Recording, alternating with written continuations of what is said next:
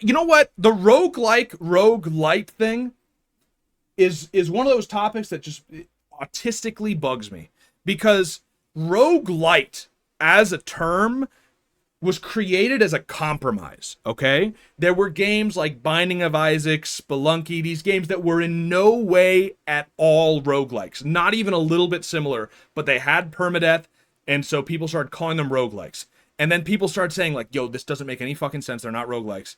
And there were two camps. There were the people who wanted to call everything a fucking roguelike, and then there was the camp of people who were like, you cannot do this.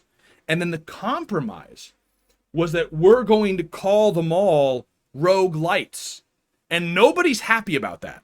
I'm not happy about that because it still is a stupid term. You're not happy about it because you still don't know how to tell the difference between genres. Nobody's happy. Nobody's happy, but it was a compromise. And eventually we all came to terms with it. And eventually I was just like, you know what? Roguelite. I know what people are talking about when they use the term, so therefore it's a fine genre. I'm okay. You know what I mean? I'm okay. But then you broke the contract. You broke the deal, the rules of the engagement. The deal was that you would use roguelite, and that would be the compromise, and we would both live in harmony. And instead, the rogueliters broke the terms of the contract, and now they just call everything a roguelike, and roguelite isn't even used anymore, and I'm left looking like a fool, holding a worthless contract that has not been honored. Do you see what I'm saying? Is it important to my life in any way? No. Is it important to your life in any way? No. Should I be upset about it at all? No. But it fucking bugs me every time somebody points to a game and says, Balatro is a fucking roguelike. You're out of your mind. You couldn't be more wrong. We had a compromise. Why can't you follow the terms of the compromise?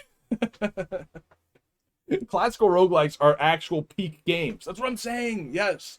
He's autistic, but not wrong. That is all I ask for in life. The greatest praise anyone can receive. Autistic, but not wrong.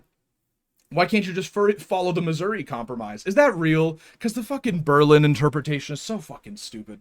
Okay, anyway. I thought a roguelike was any game where numbers didn't show up when you hit things, as opposed to RPGs where numbers show up when you hit things. Okay, speaking of mental damage, really, there are only two types of games.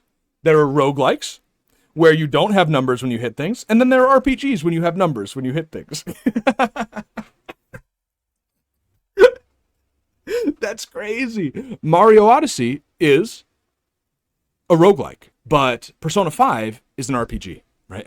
These are the two, roguelike versus, why can't we call it rogue-ish? We had this discussion years ago, and we came to the conclusion that roguelite was the term that you would use in that situation, and then we all just ignored it. I love the shitpost of, I don't know if he's shitposting. That's just his understanding. But I love that. I love that, like, Super Mario Galaxy 2 is a roguelike. and Stardew Valley is an RPG. that's it makes perfect sense. Desert Bus, my favorite roguelike. That's what I'm saying, dude. But, like, is it any more ridiculous than our actual genres now? I dare you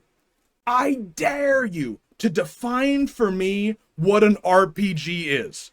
A few years ago, this is probably like 4 or 5 years ago, people said Monster Hunter, it was like Monster Hunter World. It won, or it was at least nominated for one of the, like, Game of the Year, RPG of the Year awards. And it's like, Monster Hunter? Like, Monster Hunter is an action game. It's like one of the quintessential action games, and it won an RPG award. Not even like action RPG, but just plain RPG, period. An RPG is a game in which you play a role. Dude, I mean, if that's the case, then, like, that's every game. Like, what game do you not take a role? Tetris? There's two types of games. RPGs and Tetris? Is that what you're telling me? Like, what else is there? You always take a roll. It's, oh my. What about games with a setting to show damage numbers? Do those fall under the RTS category? This is what I'm talking about, dude. This is what I'm talking about. That's what I talked about when I was talking about roguelikes in the famous roguelike video that you've all seen. It's my claim to fame. I talked about, like, if you can change one setting in the game and it makes it a different genre, your genres are not fucking defined well. Like, at all. Like, it's, oh. You remember that comment where the guy said we should call roguelites Rouge-likes? Because Rouge is a frequent misspelling of rogue? I do remember that. Yeah, that's a callback. Yeah. Stardew Valley's a roguelike. Uh-huh. Monster Hunter 1 through 4 are roguelikes. Monster Hunter World and Wilds are RPGs. I'm gonna lose it. EU4 is an RPG. Dude, Victoria 2 is an RPG. Both because it shows numbers when you hit something, and because I play a role. That role being God of this country that I'm now moving forward towards victory. That makes sense to me, dude. That makes perfect sense. The NFL has all my favorite RPG elements. Oh yeah, dude, you ever played Madden? It's my favorite roguelike. Oh my. Dragon's Dogma is much more of an RPG. Yeah, I mean, I understand that there's some, like, wiggle room between action RPG and just RPG and action, but, like, my man, you cannot just say that Monster Hunter is in the same genre as Final Fantasy III. There's no way. You cannot look at those two games and be like, yeah, it's the same. You know, I think if someone enjoyed Monster Hunter, I would recommend them Final Fantasy III. Like, no, you would never do that. That should, but, like, if somebody likes Tome, a roguelike, I might recommend them Brogue, another roguelike. Do you know what I'm saying? I might recommend them Pokemon Mystery Dungeon, which, you might not realize this, but also another roguelike. You see what I'm saying? Like,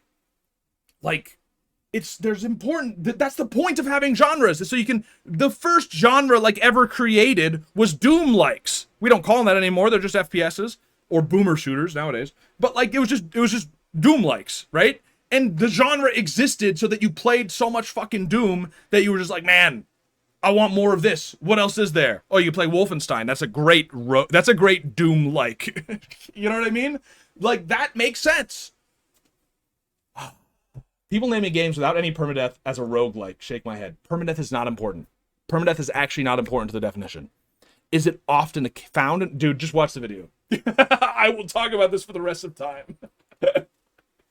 This gives me the comic meme vibes with dad explaining things to a kid. Dude, I have just waylaid you in this ancient cosmic temple here, and I'm just explaining to you the difference between genres of video games. You, like, greetings, traveler.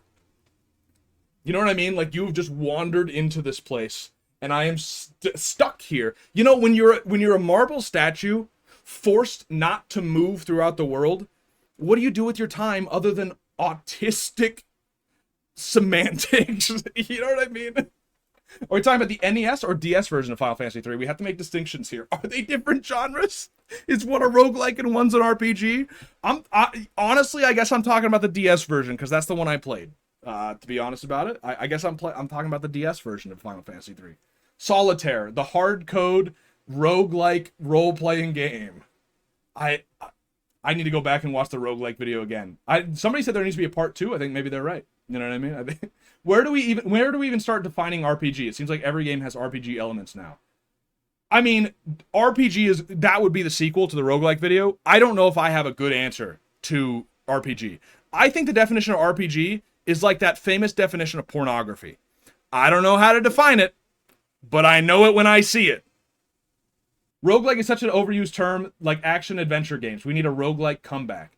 The only thing I've seen in recent times is that some people are starting to use the term traditional roguelike, which grinds my gears, but is at least I know what you're fucking talking about.